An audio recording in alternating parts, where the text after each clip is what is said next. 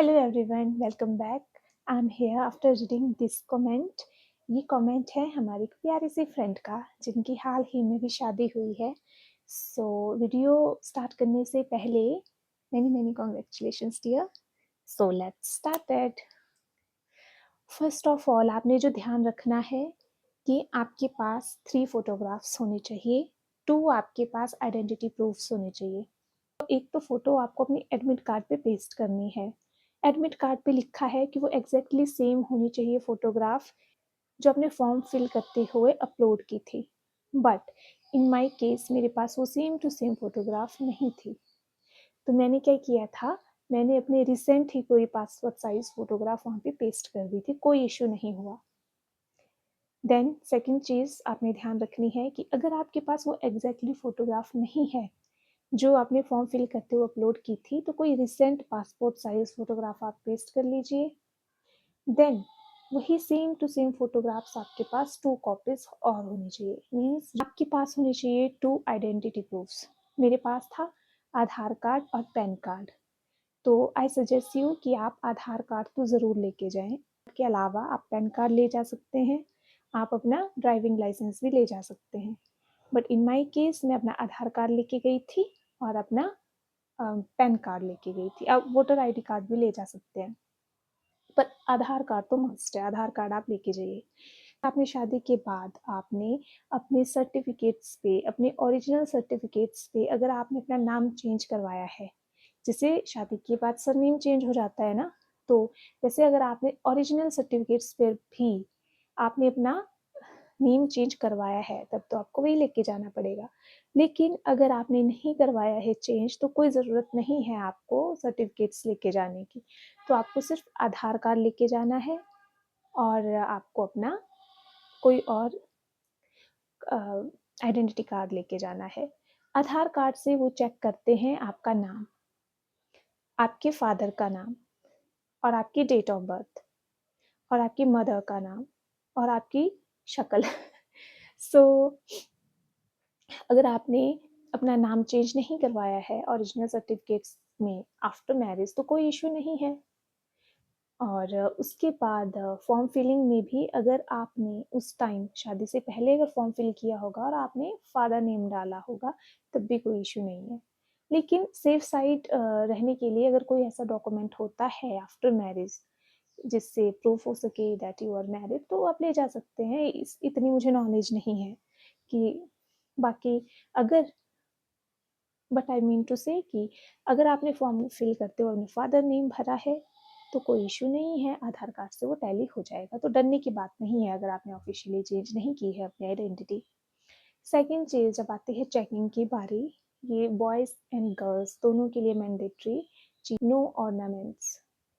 Then अगर आप jeans पहन के जा रहे हो तो मेक श्योर कि आपके जो जीन्स है वो आपके लिए परफेक्टली फिट हो। No need of belt. मैंने देखा है कि लड़कों की भी बेल्ट वो निकाल रहे थे बाहर। सो इवन आपकी बेल्ट भी अंदर अलाउ नहीं है। सो अगर आप गर्ल्स हो, आप जीन्स पहन के जा रहे हो तो आप भी ध्यान दें, नो बेल्ट। ट्रेडिशनल वियर पहन के जा रहे हैं, सूट वगैरह पहन के जा रहे हैं, तब भी आपने ध्यान रखना है कि कोई बहुत ज़्यादा स्टोन वर्क वाला ना हो, ये मतलब सेफ रहने के लिए। सेकंड चीज़ simple hair style. Hair style आपका कैसा होना चाहिए, आपने एकदम इलास्टिक वाले जो रबर बैंड होते हैं ना, इलास्टिक वाले रबर बैंड आपको वही यूज़ करना है। नो क्रंचेस, क्रंचेस भी यूज़ नहीं करने हैं। वो वहाँ मैंने देखा था कुछ लड़कियाँ, कुछ लेडीज़ क्रंचेस बंद करके गई थी। आपको नहीं लेके जाना है, सिंपल हेयर बैंड इलास्टिक वाले। अच्छा होगा कि अगर उसका कलर ब्लैक हो तो। ना ही आपको बाल ओपन रखने हैं बिल्कुल खुले जैसे मैंने भी रखे हैं, और ना ही आपको एकदम टाइट करने हैं। उनको क्या चाहिए, जैसे पॉनी होती है ना, लूज पॉनी, आपने लूज पॉनी करके जाना है। ना ही बाल बांधने हैं बहुत ज़्यादा, बंद तो बिल्कुल भी नहीं करना, खुलवा देते हैं वो। और ना ही बहुत बहुत ओपन रखने हैं बाल, एकदम टाइट, एकदम लूज पॉनी करके आपने जाना है। एंड हेयर पिन्स वगैरह कुछ भी नहीं लगाना है। और मैंने आपको पहले ही बोल दिया है, no earrings, even no nose pin, no earrings, no necklace, no rings, कुछ भी मत पहन के जाना आप। मैंने तो अपनी नोज़ पिन भी उतार दी थी, तो कई बार होता है कि नोज़ पिन नहीं उतरती है, तो फिर वहाँ पर वो ब्राउन कलर की टेप लगाते हैं और अगर वो ना बहुत इरिटेटिंग होती है टेप भी ना, सारा ध्यान फिर कॉन्सन्ट्रेशन उसी पे जाता है, उसका बहुत अजीब-सी फीलिंग होती है। तो इसलिए मैं तो उतार के गई थी नोज़ पिन भी। तो मैं तो यही सजेस्ट करूँगी कि आप अपनी सारी ज्वेलरी उतार के जाओ। अब आप क्योंकि मैरिड हैं, तो मैरिड गर्ल्स को पैर में पहनते हैं ना जो, क्या बोलते हैं उनको? सूतियाँ शायद, जो पैर में पहनते हैं रिंग्स, है ना? वो भी आपको उतार के जाना है क्योंकि वहाँ पे लेडीज़ आई थी कुछ एग्ज़ाम देने, तो उन्होंने काउंट ही नहीं किया था वो पैर की सुत्ती वग़ैरह जो पहनी हुई थी ना। होता है ना, आप कोई भी चीज़ अगर लॉन्ग टर्म से कैरी कर रहे हो, पहन रहे हो, तो वो ऐसा लगता है कि जैसे आपका बॉडी पार्ट ही है। तो उन्होंने उनको रिकॉग्नाइज़ ही नहीं किया था। उन्होंने सोचा था कि ठीक है, ये मतलब हमारे शूज़ के नीचे होंगी, लेकिन उन्होंने वहाँ पर वो उनकी सुतियाँ उतरवाई। और फिर क्या होता है, आप कितने और पायल नहीं उतरवाई। उन्होंने ये सोचा था कि ये शूज़ के नीचे हैं, क्या पता चलेगा, लेकिन उन्होंने उतरवाई। फिर उन्होंने बोला कि हम बाहर, हमारे हस्बैंड हैं, हम उनको दे आते हैं अपनी ज्वेलरी। तो उन्होंने उनको बाहर जाना भी अलाउ नहीं किया। एक बार आप एंटर हो गए, तो आप बाहर नहीं जा सकते हैं। तो उन्होंने उनको नहीं दिया बाहर जाने। फिर उन्होंने वहीं पे वो ज्वेलरी रखी कि आप वापस आके ले लेना अगर यहाँ पे रही तो। बहुत रिस्की है ये, सो सेफ साइड तो अच्छा ही है कि आप अपने सारे ऑर्नामेंट्स घर पे रखें। Then no nail paints. Um, मतलब एक होता है ना, बहुत ही आपने रेड कलर का नेल पेंट लगाया है या बहुत ज़्यादा आर्ट वर्क किया है नेल्स पे, तो वो नहीं करके जाना है। मैं तो बिल्कुल नेल पेंट वगैरह रिमूव कर कर ही गई थी। देन और कुछ भी नहीं है ज़्यादा डरने की बात। बस आपने इन चीज़ों का ध्यान रखना है। एंड फिर जब आप अंदर जाएँगे अपने लैब में, वहाँ पर आपका बायोमेट्रिक होगा। उसके बाद आपको आधा घंटा, जैसे मेरी शिफ्ट थी लास्ट, तो मेरा एग्ज़ाम स्टार्ट हो गया था 3:30 बजे से, लेकिन हमें वहाँ पे उन्होंने बिठा दिया एग्ज़ैक्टली 3 बजे। तो वो आपने मेक श्योर करना है कि आप कम से कम अ, जो भी आपका एग्ज़ाम का टाइमिंग है, जैसे मेरी 3:30 थी, तो आपको पहुँच जाना है 2:30 बजे। उसके बाद फिर आपको पौने कर 3 बजे लाइन में लग जाना है और अपना सारा काम करवा के आपने 3 बजे अपनी सीट ले लेनी है वहाँ पर। एंड उसके बाद आपने ध्यान रखना है कि जब आप 3 बजे बैठ जाओगे अपने पीसी के पास, उसके बाद आपको कोई बात नहीं करनी है किसी से।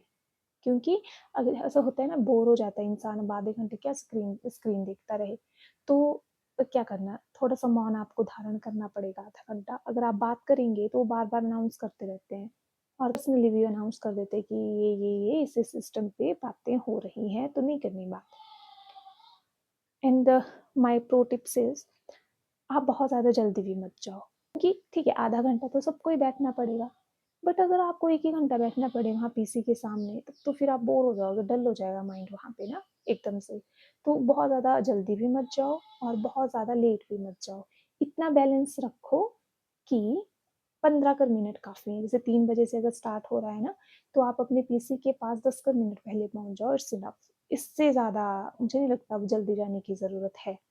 बहुत ज़्यादा लेट जाओगे तब भी आपका मूड ही ख़राब होगा। एक तो वो गेट बंद कर देते हैं, और दूसरा, अगर आप लेट कमर्स हैं, चाहे जिस मर्ज़ी रीज़न से हों, तो वो बहुत गंदे तरीके से अगर आपको ट्रीट किया उन्होंने या कुछ बोल दिया उन्होंने, तो आपका माइंड वैसे ही ख़राब हो जाएगा। तो बैलेंस बना के चलें। फिर जब एग्ज़ाम स्टार्ट होने को 5 मिनट्स रहेंगे, उसके बाद वो आपको एक रफ़ शीट देंगे। उसके ऊपर आपने अपना नाम लिखना है, अपना रोल नंबर लिखना है, जो भी फ़ॉर्मेलिटीज़ वहाँ पर होंगी आपको पता चल जाएगी। अब प्रो टिप्स हैं मेरी तरफ से आपके लिए। नंबर 1, जैसे ही आपको शीट मिल जाएगी ना, आपने अपने भगवान का नाम लेके अल्फ़ाबेट लिख लेनी है इंग्लिश की और उसके ऊपर नंबरिंग भी लिख देनी है। तो ये आपको रीज़निंग करते हुए हेल्प करेगा। आपने डायरेक्शन के डायग्राम बना देने हैं, वो भी है, फिर आपको हेल्प करेगा।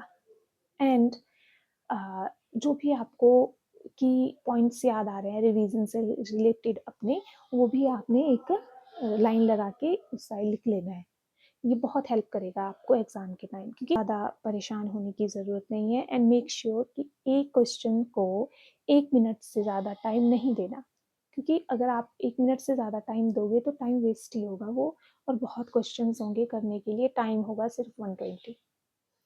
और हाँ, जो आपके पैराग्राफ्स होते हैं उसमें क्या करना है, पहले पैराग्राफ नहीं पढ़ना, पहले क्वेश्चंस पढ़ने हैं। क्वेश्चन पढ़ने के बाद पैराग्राफ पे जाना है, तो आपकी नज़र ही वहाँ जाएगी जहाँ आंसर होगा। बस ये प्रो टिप्स थी। बाकी अगर आपने कुछ और भी जानना होगा so please comment, I will answer. और कुछ अगर मुझे याद आ रहा है तो हाँ, मान लो आपको कोई क्वेश्चंस नहीं आता है तो उसको पूरा स्किप नहीं करना। आपने क्या करना है, कोई भी रैंडम जो भी आपको लगता है, तुक्का जिसको बोलते हैं, वो आपने कर देनी है टिक। उसके बाद आपने मेक अ रिव्यू पे टिक करना है, देन आपने नेक्स्ट क्वेश्चंस के लिए जंप करना है। अगर आप सोचोगे कि मैंने ये छोड़ा, मैं इसको बाद में करूँगी, तो टाइम नहीं बचता और फिर वो क्वेश्चंस हो जाते हैं फिर आपके अनअटेम्प्टेड, है ना? तो क्या होता है, अगर लास्ट में आपके पास टाइम बच गया है, तो वहाँ पे आपको शो हो जाएगा कि आपने मेक अ रिव्यू के लिए कितने क्वेश्चंस रखे हैं, है ना? तो आप उसको कर लो जो आपको लगता है, चेंज कर दो उसके ऑप्शंस, कोई बात नहीं, फिर सेव करो, सबमिट कर लो। लेकिन अगर आपने उसको ऐसे ही छोड़ दिया होगा, अनअटेम्प्टेड ही छोड़ दिया होगा, लेकिन अगर आपने उसको ऐसे ही छोड़ दिया होगा, अटेम्प्ट ही नहीं किया होगा, तो क्या होगा, अगर लास्ट में आपके पास टाइम नहीं बचता है ना, तो फिर वो चेक ही नहीं है, तो इट मीन्स आपने वो छोड़ दिया, है ना? तो अगर आप उसको मेक अ रिव्यू करके करोगे, कोई ना कोई ऑप्शन टिक कर दोगे, तो हो सक अगर आपके पास टाइम बचता है तो आप उसको फिर से कर लो करेक्ट। अगर आपके पास टाइम भी नहीं बचता है तो आपने तुक्के से जो लगाया है, तो कम से कम अटेम्प्ट तो हुआ, हो सकता है कि आपका तुक्का लग जाए। Okay, then all the very best.